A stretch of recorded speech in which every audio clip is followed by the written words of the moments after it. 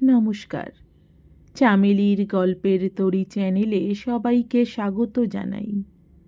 আজকে আমি আশাপূর্ণা দেবীর লেখা অপরাধ গল্পটি পাঠ করে শোনাবো আপনাদের। আশা করছি গল্পটি আপনাদের ভালো লাগবে। শুরু করছি আজকের গল্প অপরাধ। কাণ্ড দেখেছ? নীরেন কি লিখেছে? চায়ের পেয়ালাটা টেবিলে নামাইয়া দিয়া কল্যাণী বিস্মিত সুরে প্রশ্ন করে। নীরেন? রাঙা ঠাকুরপো? সে আবার তোমাকে চিঠি লিখেছে নাকি? কি লিখেছে? যা লিখেছে তা পড়ে তো চোখে সর্ষে ফুল দেখছি। ওমা, কেন গো, কি এমন লিখল? আর কি লিখেছে? এখানে ওদের সাহিত্য সম্মিলনী নাকি ঘোড়ার ডিম হবে, তাই আসছেন, কিন্তু নিজেদের বাড়ি থাকতে পরের বাড়িতে থাকবেন কি দুঃখে, তাই দয়া করে এই গরিবের কুঁড়ে পদার্পণ করবেন। কল্যাণী পরেশের রাগের কারণ বুঝিয়াও হাসিয়া ফেলে, বলে, আপনার লোক আসবে সে তো আনন্দের কথা, এতে রাগ কেন তোমার? যাও যাও, বাজে বকো না। পরেশ চায়ের পেয়ালা তুলিয়া লইয়া আবার টেবিলে বসাইয়া দেয়। মাসের আজ 23 তারিখ, তা জানো নাকি জানো না?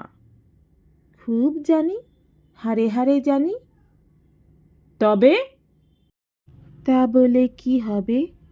আসবে বলেছে, বারণ তো করতে পারো না।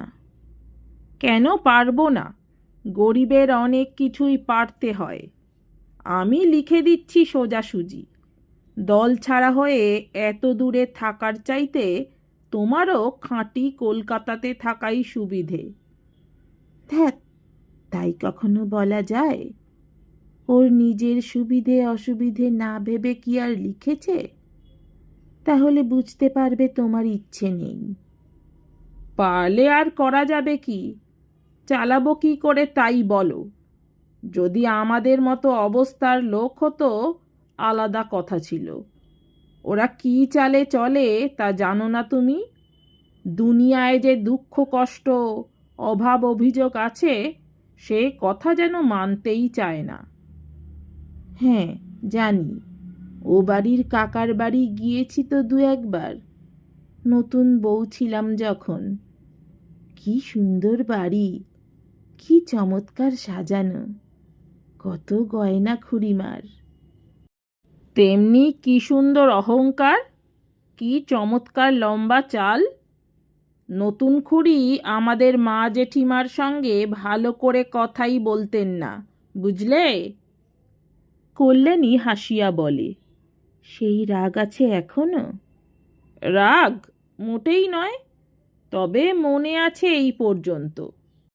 অবশ্যই নীরেন সুরেন বরাবরই ভালোবাসে আমাদের, কিন্তু ওই যা বললাম, দারিদ্র জিনিসটা কি সেটা জানে না বলেই বোধহয় নেহাত অবুঝ।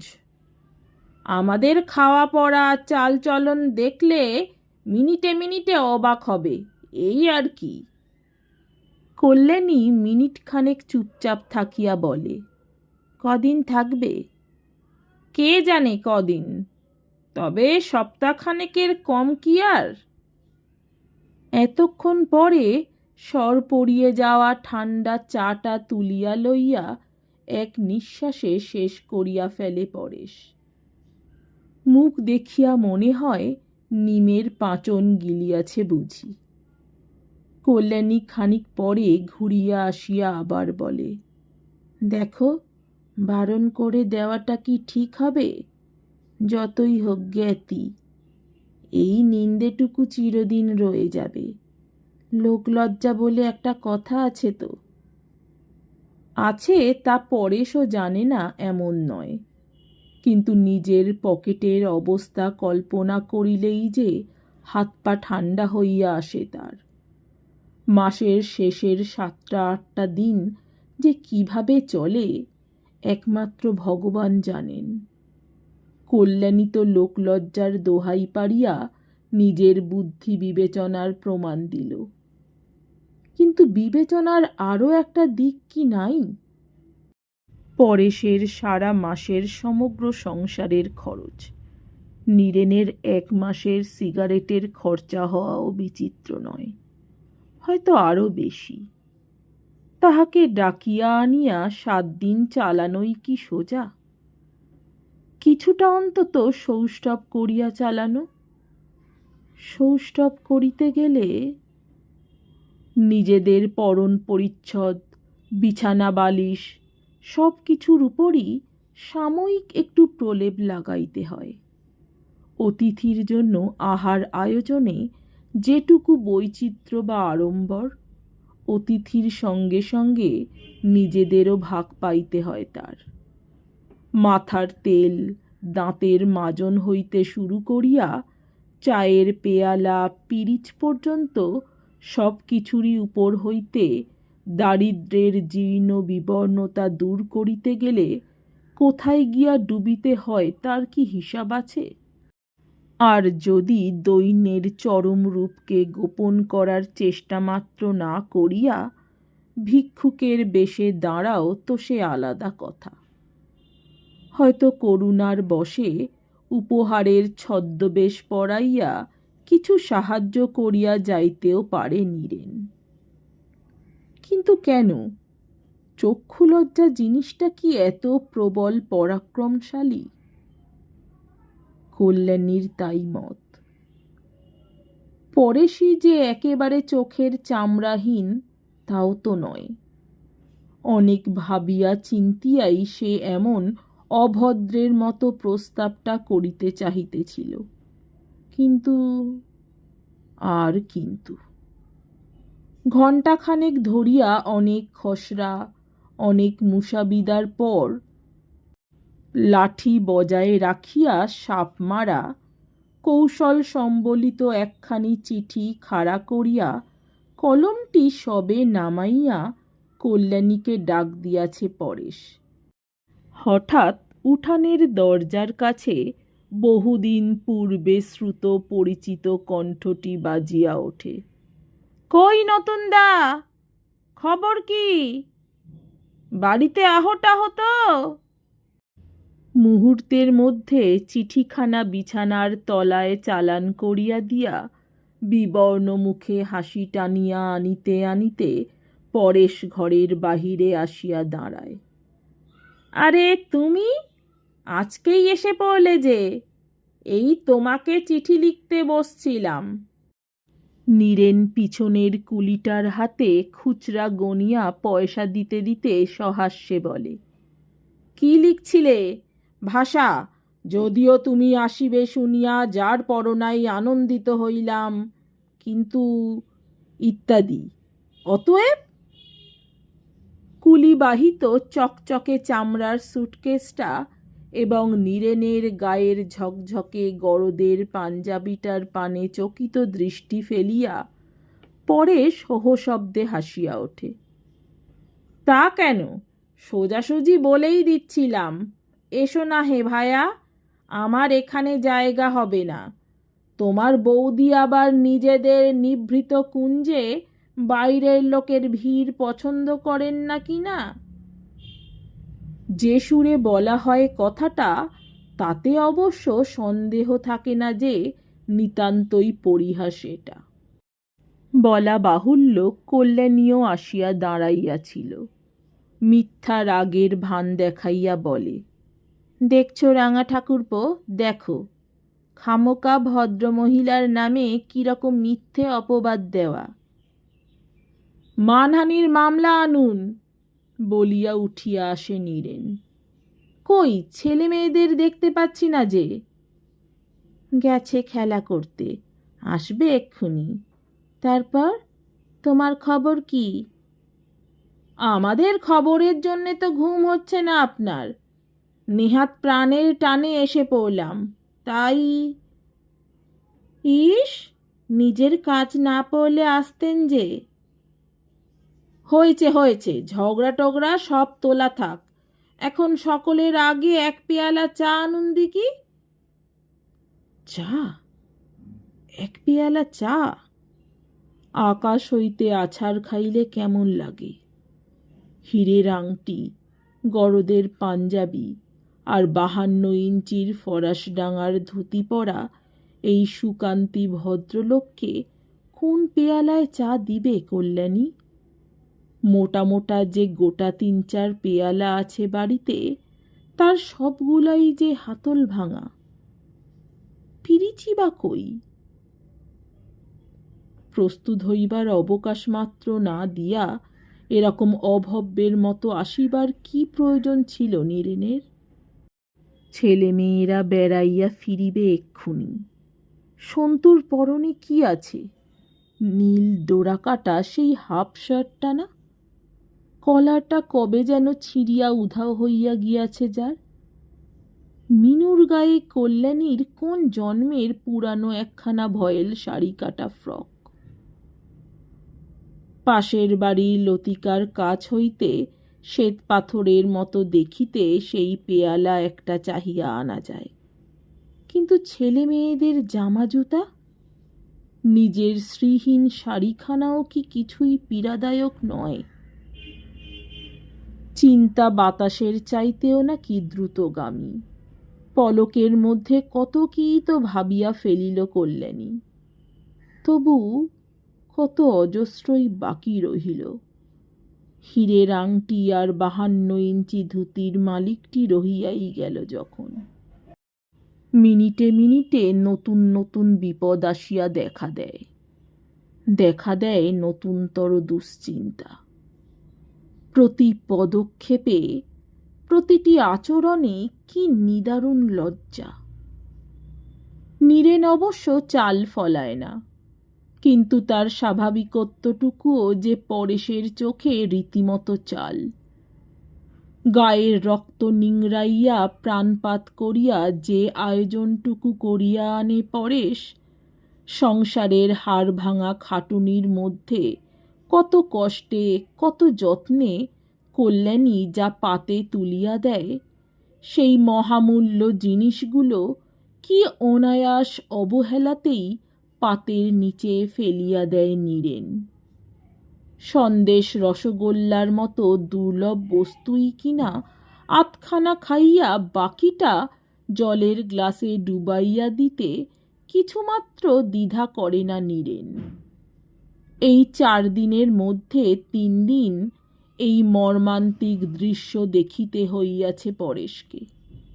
অসহ্য হইয়া আজ সকালে তো বলিয়াই ফেলিল পরেশ, ফেলিবার প্রয়োজন কি? ছেলেমেয়েরা কি আর কাকার পাতে খাইতে পারে না? নীরেন তাহার উত্তরে পাতে খাওয়ার অপকারিতা সম্বন্ধে লম্বা এক লেকচার দিয়া বসিল। অবশ্য নীরেনের সামনে মান বাঁচাইতে ছেলে মেয়েদের ভাগ্যেও উক্ত দুর্লভ বস্তু একাত্রা যে না জুটিতেছে এমন নয়, কিন্তু সে তো তাতল সৈকতে বাড়ি বিন্দু মাত্র। তাছাড়া 1 মুঠো পয়সা দিয়া কেনা জিনিস ফেলিয়া দেওয়া, মিষ্টান্ন যে আবার অতি মিষ্টত্বের অপরাধে পরিত্যাজ্য হইতে পারে, এ কথা পরেশের ধারণার অতীত নয় কি? নোনতা খাবার কল্যাণী নিজে হাতে ভাজিয়া দিল। এ একদম দালদার ব্যাপার দেখছি বলিয়া একেবারে উঠানে। যতই হোক, পশ্চিম হইতে আসিয়াছে নীরেন, কাজেই কলকাতার সবই ভেজাল মনে হয় তার কাছে। ফেলিয়া দিয়া অবশ্য ক্ষোভ করিল বিস্তর, কিন্তু সে ক্ষোভটা নিতান্তই সমাজ জীবনের দুর্নীতিজনিত ক্ষোভ। খাইতে না পাওয়ার জন্য তো নয়ই, অপচয়ের জন্যও নয়। 4 দিন পার হইয়াছে 4 বৎসরের দৈর্ঘ্য লইয়া। আরও 6 দিন নাকি থাকিতে হইবে নীরেনকে। সবে 26 তারিখ আজ, এখনো আরও কত দিন। এবারে আবার 31শে মাস। সভ্য সামাজিক আর চক্ষু লজ্জা সম্বলিত কল্যাণী এই মাত্র ফর্দ দিয়ে গেল বাজারের। লিখিবার মুখে যা খুশি লিখিয়াছে, নাকি মাথা টাথা খারাপ হইয়া গেল তার?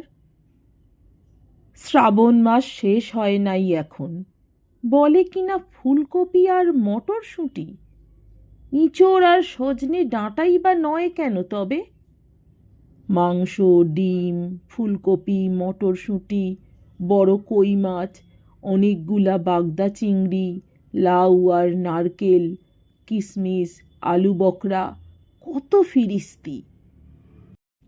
এখানে এই শহরতলির বাজারে পাওয়া যাইবে না জানা কথা, কিন্তু কলিকাতার বাজারে লোক পাঠাইলে ঠিকই পাওয়া যায়। কিছু বকশিস দিলে লতিকার চাকরি আনিয়া দিতে পারে, অমনি তার সঙ্গে চিনি পাতা দই ও সামান্য কিছু রাবড়ি। এটা কি হয়েছে? পরেশের কণ্ঠস্বর যতই চাপা হোক, ক্রোধটা ধরা পড়ে। শঙ্কিত কল্যাণী বলে, কি? এই ফর্দ? এ কি আমার শ্রাদ্ধের ভোজের ফর্দ হয়েছে? চমকাইয়া মুখ তোলে কল্যাণী। হে কি, এমন রূঢ় কথা তো জীবনে উচ্চারণ করে না পরেশ। ম্লান মুখে বলে, কদিনই তো সোজাসুজি মাছ ভাত খাওয়ানো হলো, যাবার আগে দু একদিন একটু বিশেষ না করলে। সোজাসুজি? সোজাসুজি মাছ ভাত করতেই এই 4 দিনে 13 টাকা ধার হয়েছে আমার, তা জানো? ধার মনে করলেই আমার মাথা খারাপ হয়ে যায়, আর একটি পয়সাও ধার করতে পারবো না, ব্যাস। কল্যাণী ছলছল চোখে বলে, আর এই যে রাঙা ঠাকুরপো সন্তু মিনুকে কত টাকার খেলনা এনে দিল কাল কলকাতা থেকে, ছবির বই দিল 3-4 খানা, কোন না 20-25 টাকার জিনিস হবে। বেশিও হতে পারে বুঝলাম, কিন্তু আমার তাতে কি সাশ্রয় হলো? খেলনা বেচে তোমার কপি মটরশুঁটি আনা যাবে? ছলছল চোখের কোণ বাহিয়া 2 ফোঁটা জল গড়াইয়া পড়ে। কি ভয়ানক কটু কথা বলিতে শুরু করিয়াছে পরেশ। ও কেন বোঝে না কল্যাণীর এ আবদার শখের আবদার নয়, নিতান্তই সম্মান বজায় রাখার প্রশ্ন। কার সম্মান? পরেশেরই নয় কি? 5 টাকার ডাল ভাত খাইয়া নীরেন যদি 25 টাকার শোধ দিয়া যায়, খুব কি মুখ উজ্জ্বল হইবে পরেশের? তবু খাওয়া দাওয়ার আয়োজনটা তেমন ভালো করিতে পারিলে, যত্ন আত্মীর ভাব বেশি দেখাইলে কিছুটা মান থাকে তো। কে জানে, হয়তো যাওয়ার আগে আরও কিছু দিয়া যাইতে পারে। তখন কোন মুখে মুখ দেখাইবে কল্যাণী? কল্যাণীকে? নীরেন তো তার বাপের বাড়ির দিকের লোক নয়, মান সম্মান যা কিছু সবই তো পরেশের। অথচ এই সাদা কথাটুকু কিছুতেই বুঝিবে না পরেশ। ধার করা খুব খারাপ নিশ্চয়ই, কিন্তু নীরেন তো বারে বারে আসিবে না। জীবনে আর কোনো দিনই হয়তো সুযোগ মিলিবে না তার আত্মীয়তার উপহারের শোধ দিবার। পরের মাসে না হয় আরও কষ্ট করিয়া চালানো যাইবে, এখনকার মতো তো মান রক্ষা হোক। কিন্তু না, পরেশ যেন বুনো ঘোড়ার মতো জেদ ধরিয়া বসিয়া আছে।